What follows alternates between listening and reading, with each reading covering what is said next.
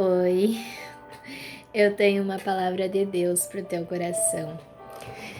Eu tava lendo a Bíblia, uma passagem que é muito conhecida por todos nós. Quem não sabe ela ao todo, com certeza sabe uma base resumida, né? Sobre Jó, que tudo ele tinha, de repente tudo ele perdeu, e Deus, pela sua obediência, persistência, o devolveu tudo em dobro.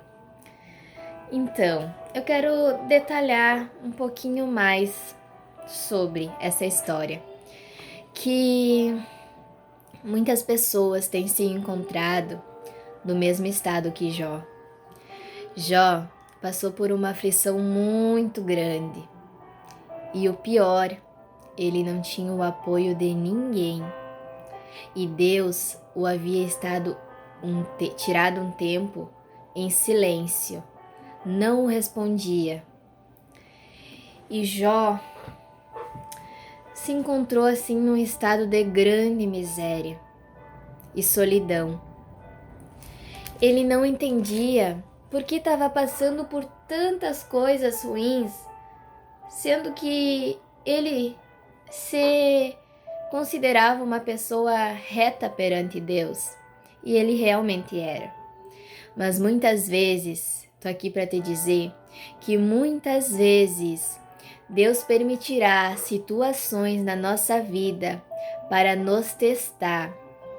Assim como quando está tudo bem e sabemos que Deus está com nós, Ele permitirá momentos difíceis para saber se nós estamos bem com Ele. Como assim? O que tu quer dizer com isso? Gente, aqui ó, eu escrevi. Satanás, né, foi numa reunião em que Deus estava e lá Deus disse para ele sobre Jó, que era um homem bom, e Satanás disse: "Claro, ele tem tudo". E daí Deus permitiu que ele tirasse tudo de Jó, mas não a sua vida. E daí assim foi. Jó perdeu tudo, seus filhos, suas riquezas, sua saúde. E até a sua mulher o desamparou, porque ela já tinha perdido a fé dela. Ela disse para Jó: "Abandona o teu Deus". E Jó disse para ela: "Você é doida? Eu sei adorar quando tá tudo bem, mas eu também sei adorar quando tá tudo mal". E se passando isso, veio três amigos de Jó. Três amigos de Jó que não eram realmente amigos de Jó, por causa que eles entristeciam Jó, julgavam Jó e eram uma pedra no caminho de Jó, porque em vez deles o ajudar, em vez deles orarem por Jó, não, eles somente o acusavam. E Jó não entendia o porquê disso, de tamanha aflição na vida dele, sendo que ele não fez nada para merecer aquilo. E daí um dos amigos de Jó vai dizer: "Mas se tu de madrugada buscares a Deus e ao Todo-Poderoso pedires misericórdia, se fores puro e reto, certamente logo despertará por ti, restaurará a morada da tua justiça, e o teu princípio na verdade terá sido pequeno, mas o teu último estado crescerá em extremo". As palavras dos amigos de Jó eram princípios corretos, mas aplicados de maneira errada. Aqui eles estavam acusando Jó de ter pecado, só que Jó não tinha pecado. E aqui ele vai dizer isso que eu acabei de ler. E eu circulei essa parte porque essa parte eu me interessei, é verdade. Muitas vezes deixamos de falar com Deus nas aflições, mas temos que nos colocar perante Ele, por mais que nós já saiba, que Ele saiba do que estamos passando, porque Deus sabe de tudo, mas Ele quer saber de nós, Ele quer nos ouvir, Ele quer nos ajudar. E aqui eu escrevi, ó: Jó estava muito aflito, por não entender por que estava passando por tantos momentos difíceis, sendo que ele não sabia que erro tinha cometido para isso, sendo ele justo. Assim como nós, muitas vezes, não entendemos por que estamos passando por tantas aflições. A resposta é que, enquanto estivermos no mundo, não estamos livres dessas aflições. Mas Jesus nos disse, para termos bom ânimo, que Ele nos enviaria um Consolador, para não nos sentirmos só, o Espírito Santo, que Ele irá nos confortar e confortará os nossos corações enquanto a aflição não passa.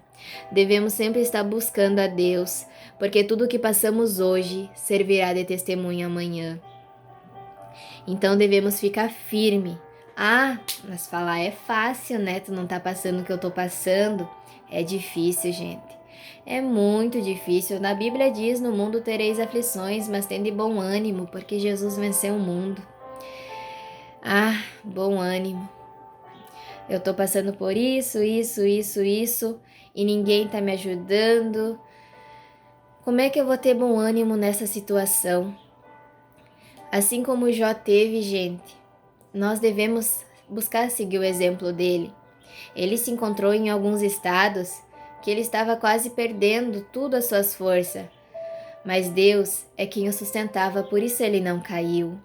Então nós devemos buscar, por mais que seja difícil, falar com Deus e Ele nos mandará ânimo e força, porque tudo vem dele.